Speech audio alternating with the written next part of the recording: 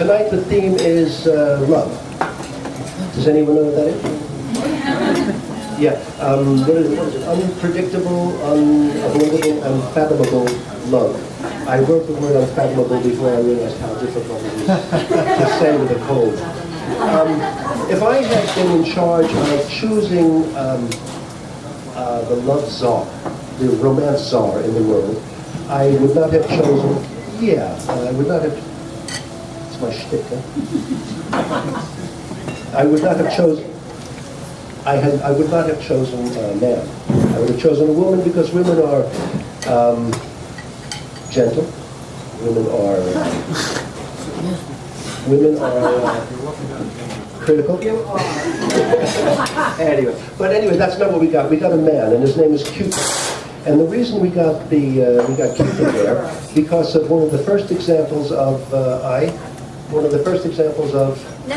nepotism.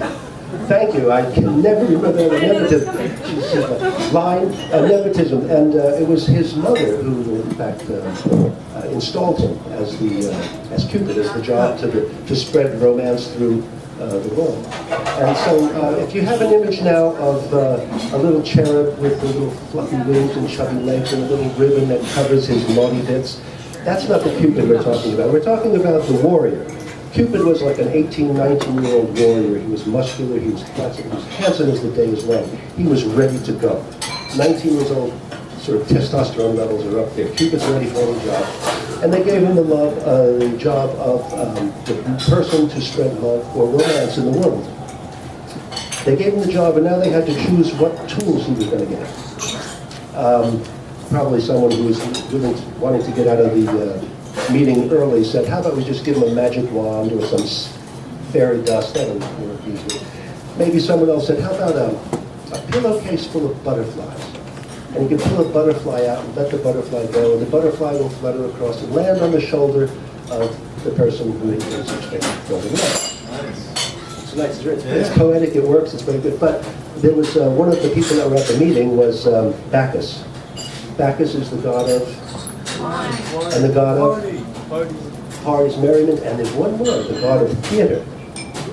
He was the god of theater. So he came up, he said, wait a minute, and of course, Bacchus is always a little bit into his cups, and he said, wait, look at this guy.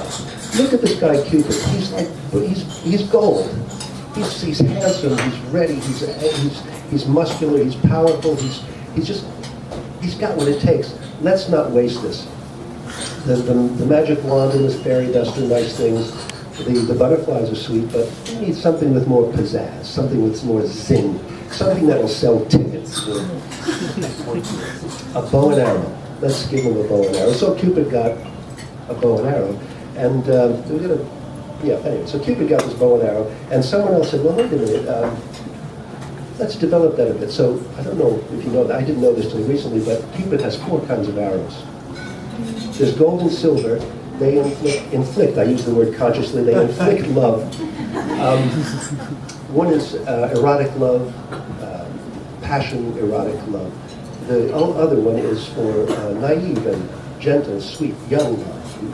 He also had a steel-tipped arrow, which inflicts a love wound that never heals.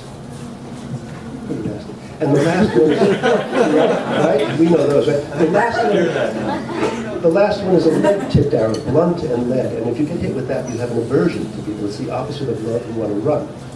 So now Cupid has got his arrows in his quiver and his bow, and he's let me at him. He's got godly levels of testosterone. He's 19 years old. And Bacchus says, wait a minute. Bacchus has had a chance to have a couple of more drinks, and he says, no, wait, we're missing something. No, we can blindfold him. What could go wrong? So they tie a blindfold around Cupid, and they push him out into the world. He's ready to go, and he takes off. So you can see where the trouble began with our romances. Wait a minute, I'm just drawing a blank. Does someone have a hint of where I'm supposed to go?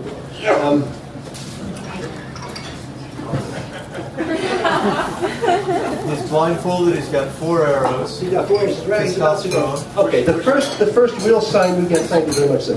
The first sign we get that we're really in trouble is when Apollo goes up to Cupid and he says, Cupid, you're not a very good shot. leave the bow and arrow up to me. Go back and play with your fire, play with your toys, but leave the shooting to me. And Cupid, who's now going to prove once again that the frontal lobes have not closed and he has zero judgment, he hits Apollo with a golden arrow. Apollo falls madly in love with Daphne. You ahead of me? Apollo was madly in love with Cupid. That would have been a switch. But we're going to go straight with the mythology here. So, what's that? He could get married and be happy. But it wasn't, that wasn't that era.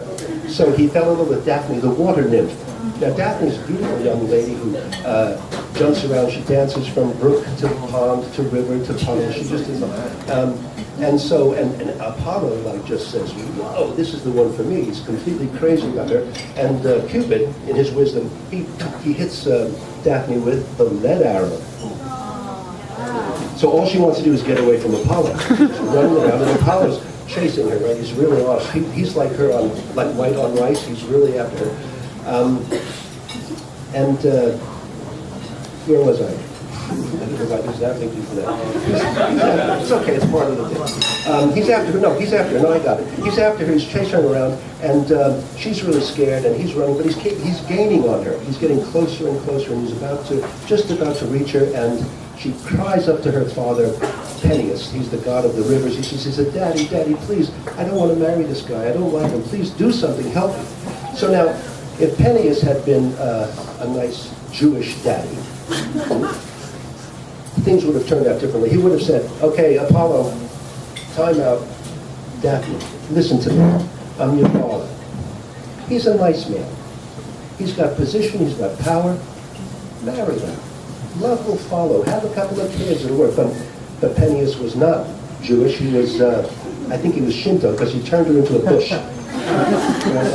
So Apollo's just about to reach out and grab Daphne, and what he winds up with is a handful of laurel leaves. And that's the end of that. So you can see that Cupid is kind of screwed up. You might have noticed in your own experience. We had Romeo and Juliet. That didn't work out. Guinevere and Lancelot. Didn't work out so well. And if I can bring my own experience into this, which is okay because, Cupid is blind, so he goes for gods and sinners and everything. So, and this, I must preface this by saying, before I met my wife. Yes, louder. Very important. Louder.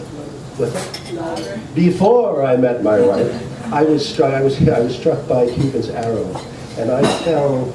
Let's line up some cliches. Topsy-turvy, head over heels, crazy, goo-goo gaga in love. You know that one? Excuse me while I kiss the sky, 4th of July love. But the problem was it was with a 17-year-old high school student. And you were 12. No, I was 14. Thank you. Who said that? You stole the line. I was 14 and I was in grammar school, and it was horrible because Joni she was a goddess, and I was 14 and I had 14 teenage years just really sucked. But I did get over it. It took a while. I did get over it, and I learned something then, and that is that whether we have a love story that seems to end in a tragic way or seems to end in a happy way, they should never end with the end. They should always end with to be continued. That's it.